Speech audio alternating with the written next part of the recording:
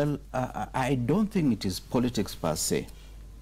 The main problem is tribe, because our politics in Kenya since independence, unfortunately, is laced with tribal undertones.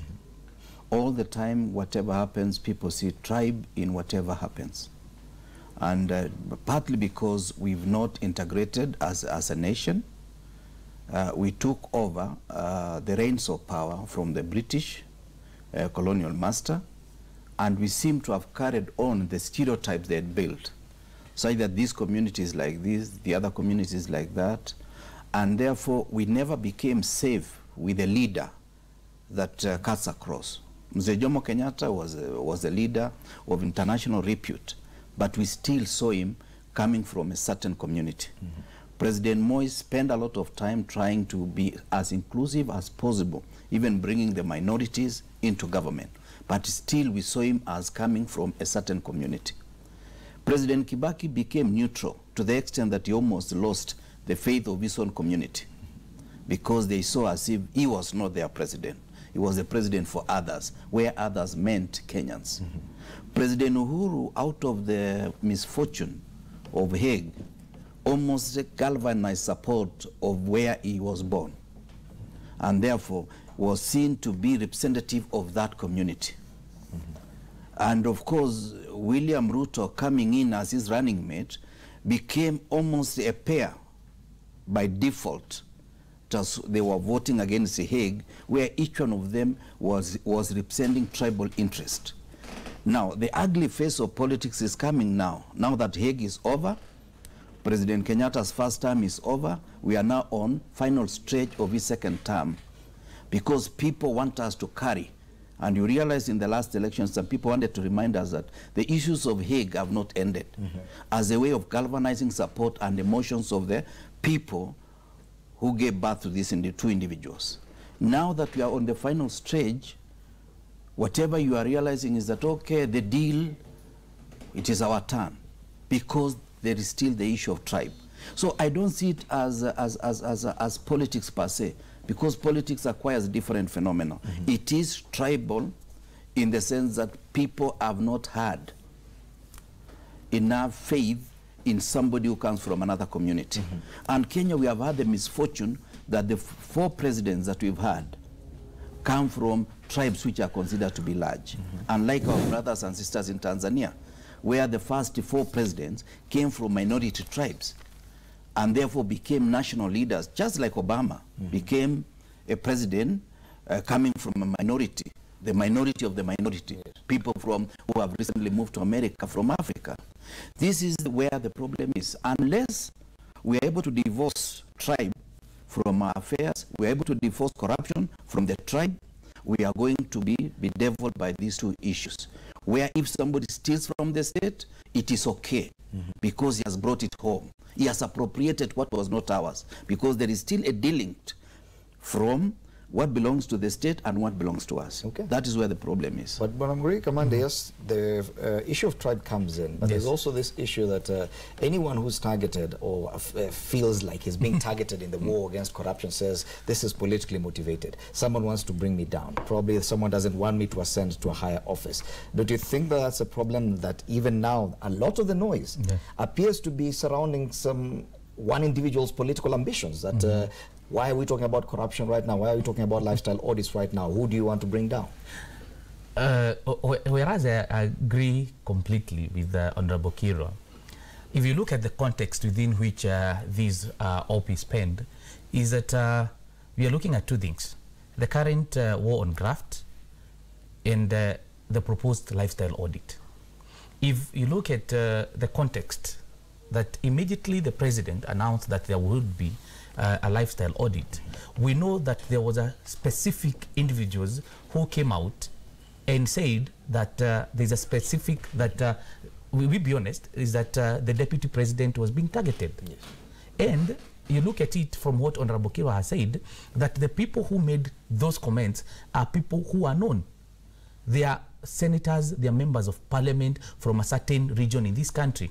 Because to them, the man is the target, so that he does not ascend to power as president come 2022. And that is where we get it all wrong as a country, that there is no initiative in this country that will ever be undertaken, especially in the war against graft, without looking at the individual, their name, and their political affiliation. A while back, when all these we had all these headlines about grafts in various institutions and ministries, what you would see is that people would target, the first thing they would look at is the name. Who heads this institution? So is he linked to the president? Is he linked to the DP? So if he's linked to the DP, there are specific people who are going to defend him. Yes. If he's linked to the president, there are certain people who are going to attack that individual. So what has happened is that we no longer have that objective approach towards these issues. And I would say this, that the politicization and you know, essentially our politics are largely tribal. That's the reason why every assertion that is made about graft on one individual, or somebody mentions corruption, the first thing that tickles a person's mind is that your target is a certain individual. So I believe that our mindset is what also needs to change as a country. Because we look at a situation like what happened with Busia governor. Incidentally, he spent the second night in police custody and is going back to court this morning for his bail bond hearing. This is the first sitting governor to be handcuffed, arraigned, and put behind bars. Does the issue of tribe arise here, or the issue of politics arise here? How come other people or other communities feel when you talk about corruption, you're targeting them? I think, just taking up from where my colleague has left it, the biggest issue is basically our political philosophy. Because over the years, our politics has been moving upward to the trend where resources become one of the biggest characters in our politics. So that you find that somebody who has become the president of Kenya is busy dishing out resources, basically changing the perception of Kenyans that for you to be a leader, you must be having resources. And I think this is one of the things that is driving corruption. The other issue is also the political party system.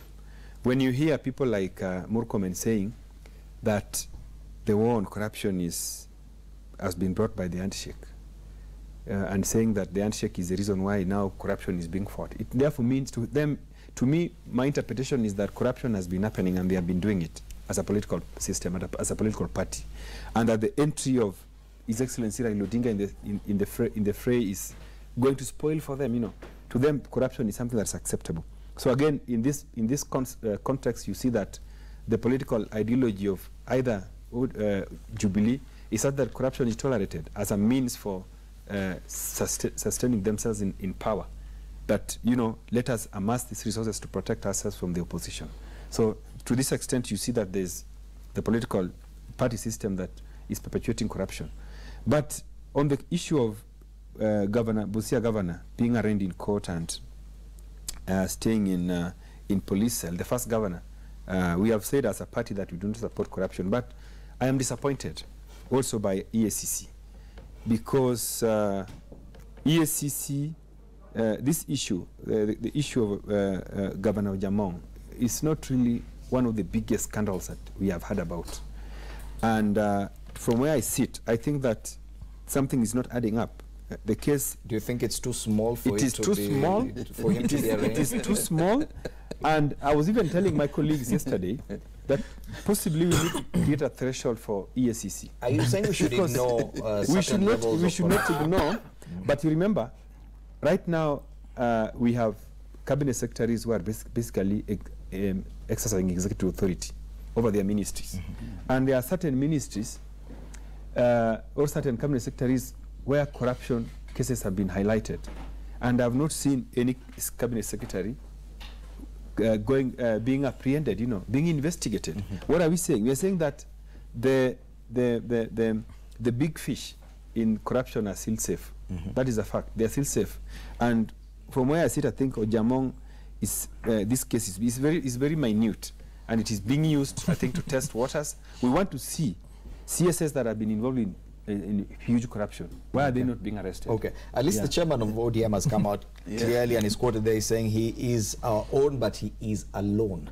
For the first time, we did not see a number of politicians from a party rushing to court or to police to defend the governor, because that's what we've been seeing all along.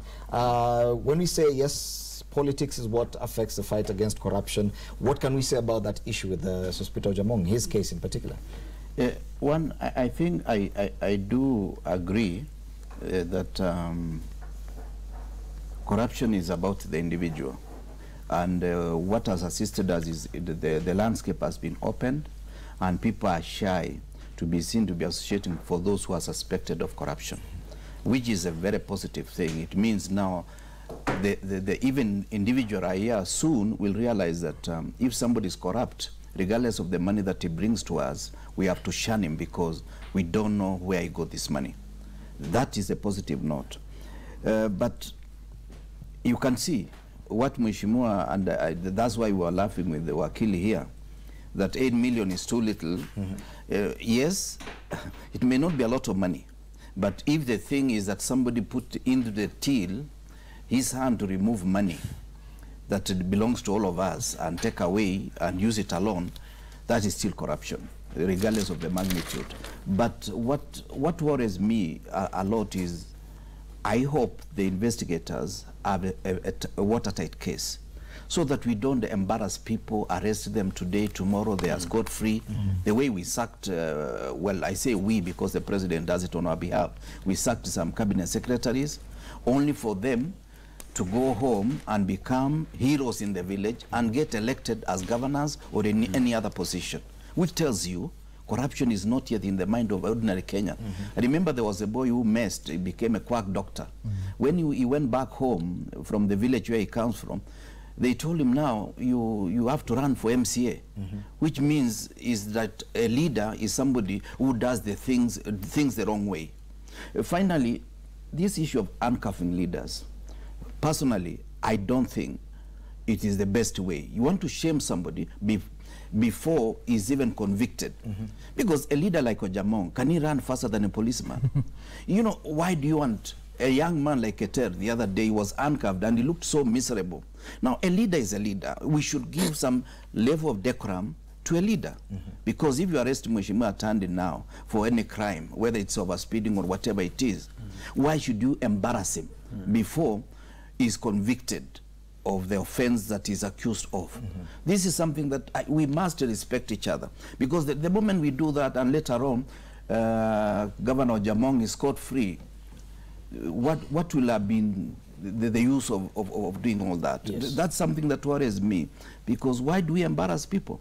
Finally, the issue of it comes back to the same issue of tribe. When you say it is politics, one of our own is being targeted, it is because you want him to get there. Because as a tribe, we need a representative in that particular office so that we can get unfairly things that belong to Kenyans to be brought to us. That's why if you are a minister from a certain region or you are a CEO from a certain region, people will ask, what has he done in his village? Look at the road that goes to his house, to his village. It has not been fixed. As if when you are given that position, the road must be fixed if it is not in government program. This is something we must disabuse our people of the notion that the fact that you are a big man does not mean that you must have tarmac to your house. Nyerere died before tarmac got into his house, and he was the president of Tanzania. Jaramogi the same. Power. Yeah. Even President Moi, whatever it is, he lived a very decent, a very modest life for many years. Possibly towards the end, out of cumulative experience and cumulative wealth, is when he changed even his house in Kabarak. So some of these issues that if you become an MP, now you have to build a 10-bedroom house in the village, a house that later on when you are no longer an MP and you come back to Nairobi, it is of no use in the village. These are some of the things we must remove our people from. Okay. You mentioned something very interesting with regard to how leaders are treated. But there's also the issue of perception, and you're seeing the judiciary probably suffering a lot of that pressure. Trying to satisfy the public to show that, yeah, we're doing something. The fact that a governor can be handcuffed, put behind bars for 2 days. just before the bail hearing. We are seeing even something happening with the Solai Dam tragedy. They were denied that hearing yesterday. Now they have to spend a night in police custody so that the bail hearing can come the following day. We're seeing more and more of that. Previously it was much faster. You get your bail and you're scot-free, then the trial kicks off while you're outside. Do you think the judiciary is suffering from a certain slavery to public perception? Now, allow me to comment on two things. First is on the issue of the handcuffs. It is embarrassing, and I would say the least, that when you see police officers, EACC officials handcuffing a person like Governor Jamong, and the reason for handcuff is to prevent a person from running. And I would ask the same question: do you expect a person like Ojamong to run away? How do you present yourself to the EACC, and then for purposes, because you see cameras there, you handcuff someone? The same thing happened in during the NYS cases. I remember Dubai complained actually in court because he's seated in court, he cannot run away, and he's still handcuffed. And actually the motivation was, initially when he came into court, he was not handcuffed. The moment the police officers saw that there are cameras all around, that is the point at which they handcuffed him. So I believe some of these PR stunts are necessary. You do not embarrass an individual to such an extent. And it is the high time that the police officers have some sort of decorum. Yeah? Don't just do things for the sake of doing things. Let us have limits within which we can do such things as handcuffing people. Do you think it's the same thing that when it comes to bail hearings and that is what I was actually going to, because now it has also become very fashionable for magistrates and judicial officers to postpone bail hearings and rulings. And actually you see it's something like what do you call it? It's concerted. I don't know how I would call it. But I would say that there's collision between the office of the DPP and the courts. This is what is happening, and it has become a trend nowadays, that DPP presents people in court late in the afternoon. They have, like, let's say the counts that they have, they present 15 counts against 10 individuals. So by the time now all those counts are read to them, it is late in the evening.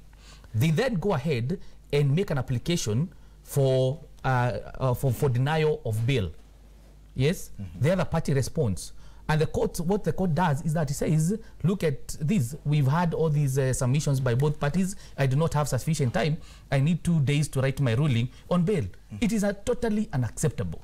And I believe what the judiciary right now is engaging in is I think they enjoy that whenever a person, once you're presented, definitely you're going to be taken to custody, either to remand at a police station or to remand at a prison. Yeah. So it is, we need to look at these things. Even in the fight against graft, we need to be reasonable. Yet we do not need to engage in these PR stunts just for the sake of it. Yet part of the one of the battles in the grand war against corruption is public perception. You're fighting corruption, but you need, as an agency, whether the judiciary, whether the ESCC, the DPP, or anyone else, not just to be fighting corruption, but also to be seen to be fighting corruption, so that the public can actually have more confidence. But you cannot do that by dehumanizing people. Yes. Don't you think that it is also a necessary thing? The institutions involved in fighting graft, like ESCC, have lost confidence. Kenyans have lost confidence in those institutions. We have called for their disbandment. Like, I want to call for the disbandment of ESCC, and because they want to please Kenyans that they are working, they are now involved in arbitrarily, they're actually interfering with the rights of the accused. Because, first of all, you find that people are being arrested on Friday evening, so that you spend the whole weekend in police custody.